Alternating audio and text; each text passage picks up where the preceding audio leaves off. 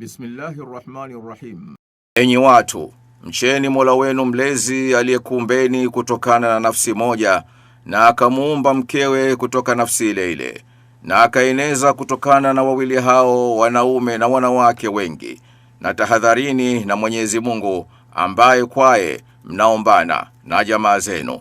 Hakika Mwenyezi Mungu ni mwenye kuangalieni. Hiyo ni aya kwanza kabisa katika suratul Nisa. Ni maarufu hata katika hutuba za wafungao au kufungisha ndoa, kwani ndani yake kuna maana pana ya kuanza kwa maisha na maagizo mengi ya Allah kwa viumbe sisi wanadamu. Aya hii pia inatanguliza tahadhari ili mtu asichupe mipaka. Kwa nini tunayasema haya? Hasa mwezi kama huu ambao wengi wetu tumejifungamanisha na ibada na unyenyekevu. Hapana asiyejua kuwa Allah subhanahu wa ta'ala ni mpangaji wa pekee na muamuzi wa pekee, na alitakalo huliambia tu kuwa na likawa.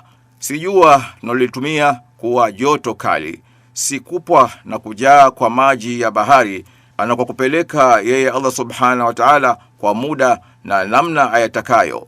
Si upepo uvumao ambao hututia hofu ya mapaa ya nyumba zetu na miundo mbinu ya umeme, na si uhai wetu ambao hatujui nafsi itafia wapi. Kama tutaelewa hivi, ikiwa ni pamoja na wewe na mimi tusiopiga kura ya kuchagua tuwe wanawake au wanaume wakati wa kuzaliwa, basi mimi na wewe tujisalimishe kwake huyo atawalishaye amtakaye katika viumbe wake na akamteremsha amtakaye kwa matakwa yake.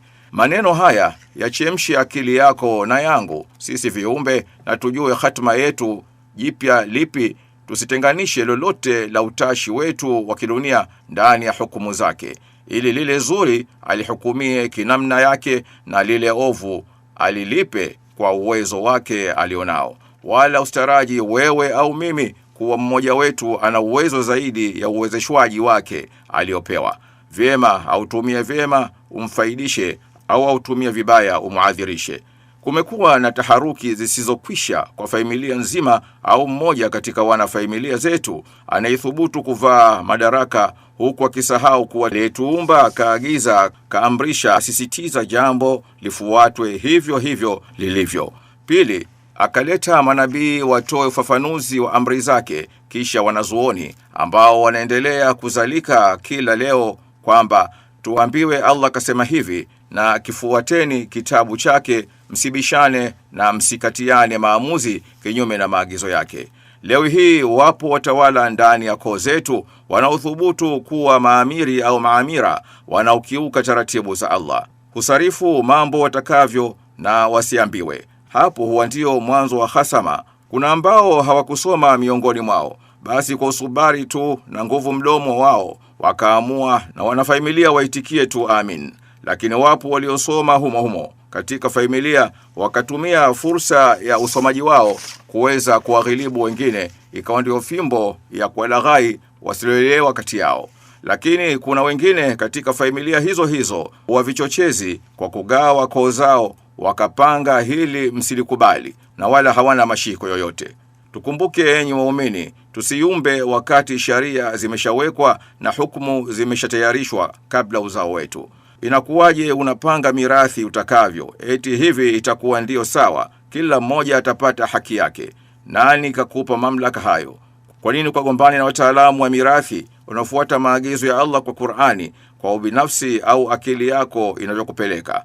Kesi hizi ni nyingi na watu tayari wamedhulumiana na kuwadhulumu hata mayatima wasioelewa haki walizoachiwa na marehemu baba au mama zao. Hivi nani anayejipenda kweli wakati anajiandalia moto kwa ujinga wake mwenyewe wa kutosoma au kutokusikiliza waliosoma? Ni nani adhaniaye ujanja wake ndiyo mapenzi kwa watoto wake, wakati anawalisha mali ya haramu, anawaweka kwenye makazi yaliyojengwa kwa pesa za haramu, na anawavisha nguo kwa pesa za haramu? Huyu hajipendi wala haipendi familia yake, lakini basi hajaona kuwa aliyevichukua sasa ameviacha. Je, yeye ataondoka navyo?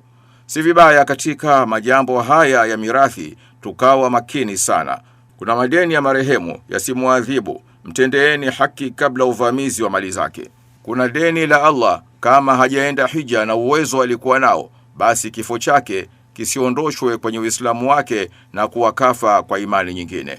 Tutahadhari, kama tulikosea basi tujisahihishe na kuomba msamaha, lakini msamaha peke yake hautoshi. Turejeshe kile tulichojizidishia kwa taratibu sahihi za mawarithi.